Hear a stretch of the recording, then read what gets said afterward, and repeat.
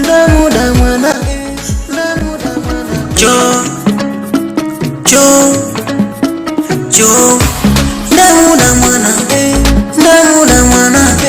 ndamuda mwana ine pano ndazamuda ndamuda mwana ine mwana ndamukonda ndamuda mwana nozandidekera ntsiku sense ndinamuona mwanano iye ndandidekera ine pano ndadzamuona mwanano wadadeka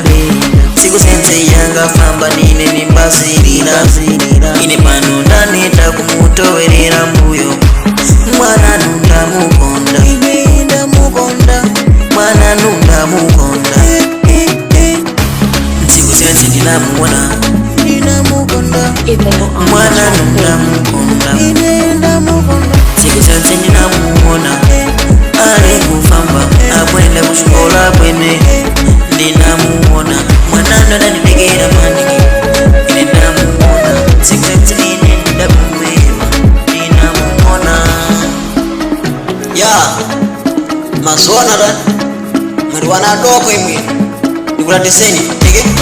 tege iwe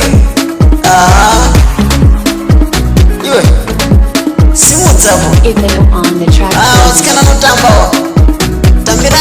tambirai yarmando nelitupachi utaklas paper